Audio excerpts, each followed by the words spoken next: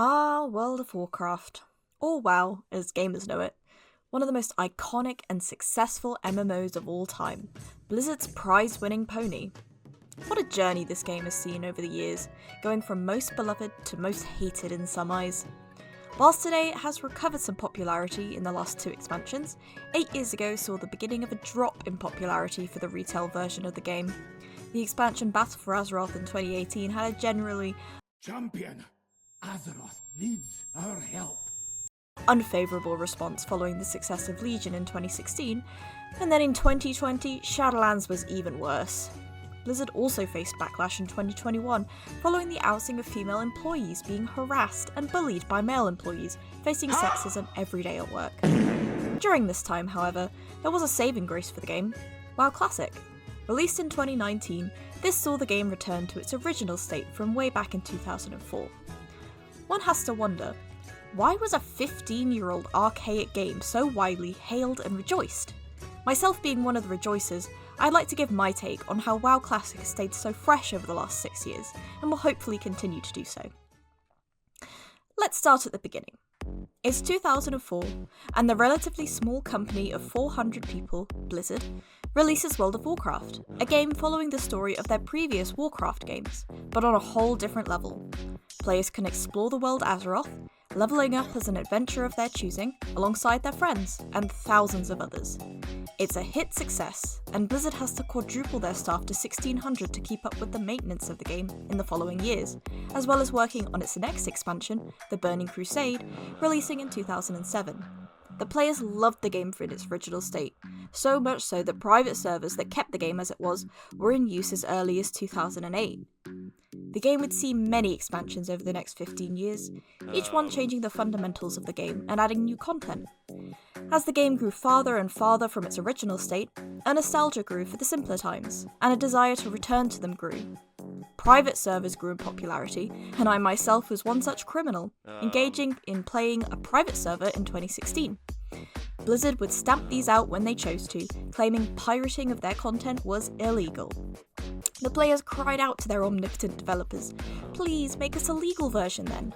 They were met with, "No. And by the way, you don't want to do that either. You think you do, but you don't."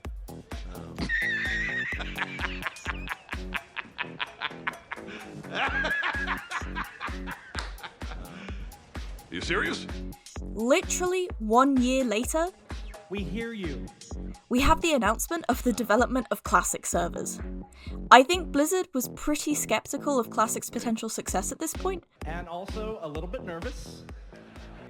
But they delivered on their promise in 2019 with Classic servers. Its popularity was explosive, with so many people logging on that the server crashes were commonplace in the opening days, with the legendary Thanos snap on half a server. I'm not one of those. Then exclamation point classic. No! No! Oh! Oh! No! No! No! No! No! No! No! No! Johnny! Oh no! 51. 10,000! Why the fuck did we even get kicked? Why? Despite a bug-infested start, people loved the servers and it remained very popular.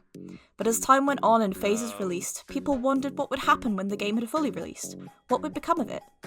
Blizzard decided to repeat history and re-release the following expansion, The Burning Crusade, in 2020. However, they'd learned from previous mistakes. Players were met with the option of keeping their character on a classic era server, staying forever in the old version of the game, or moving into the new expansion. Most chose to move on, with a dedicated classic community staying in era, which was a mostly well-received compromise. However, as the expansion rolled on, people found themselves once again missing the classic content.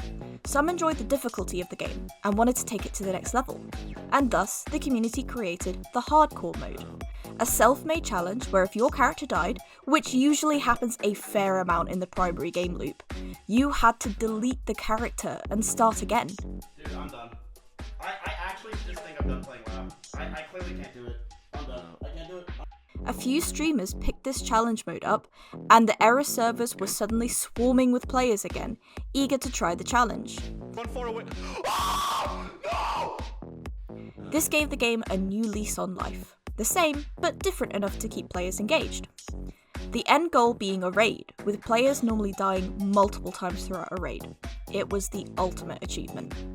PvP was a non-starter in this mode, and focused much more on the leveling experience. The next expansion, and widely regarded the height of World of Warcraft popularity, Wrath of the Lich King, released in 2022, and again saw a draw of popularity. Though people quickly grew tired in the endgame content, and hardcore was still as popular as ever. Like, oh!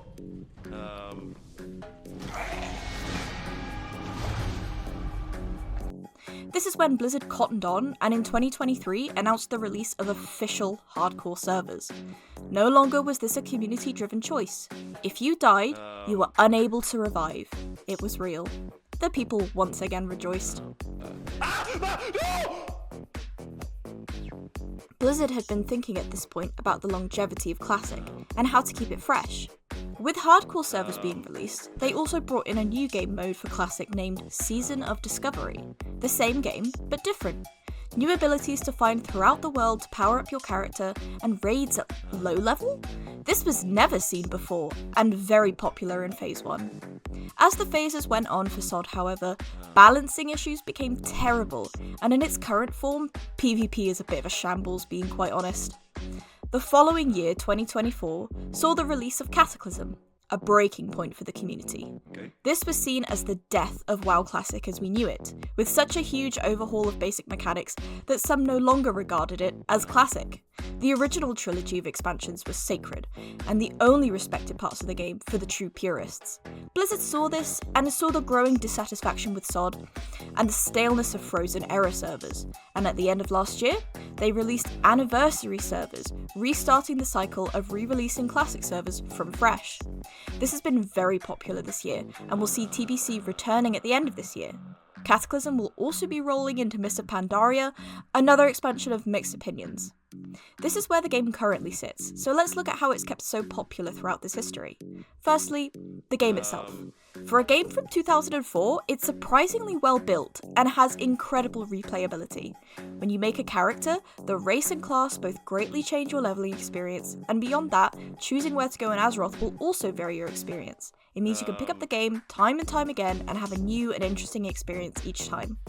Also, the community is what pulls people back each time. As an MMO, half the fun of the game is working with or against other players. You can team up for quests and dungeons, or on certain servers, kill players on the opposite faction. It immerses you into the fantasy of the world, but also engages you in the real world with your friends and other people. For myself, I actually dropped off Classic in 2019. I tried it for a few weeks, but couldn't keep engaged. I've been playing this game since 2008, so when I picked it up, TBC was already out. The Classic version was mostly the same, but harder than I remembered. No one else I knew was playing it, so it was hard to stay motivated. Then, 2 years later, at the start of 2021, a few of my closest friends decided to pick it up, and we all played together. This was again after the re-release of TBC, bit of history repeating itself, and I found myself addicted once again. Having the drive of helping my friends with their professions and working towards goals every week had me playing even on my own, and my love of Classic was reignited. Though that friendship group no longer plays WoW, I am able to play with other friends and will still play alone. I also digest a lot of WoW content through watching streamers play it. A huge streamer movement over the last few years called OnlyFans has introduced the game to streamers and gamers unfamiliar with the game, and has been widely popular. Right? Yeah! Watching people who've never played the game have to play it in hardcore has been both a funny and frustrating experience.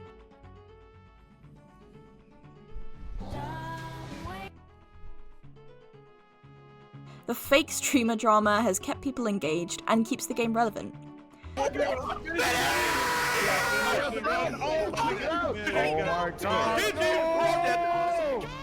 So in summary, I think WoW Classic's immortal freshness has its developers to thank for constantly rolling and re-rolling out the game in the same or different ways, as well as a community totally in love with the game who will forever be thinking of new ways to play. Or it's just an unhealthy addiction. Either or.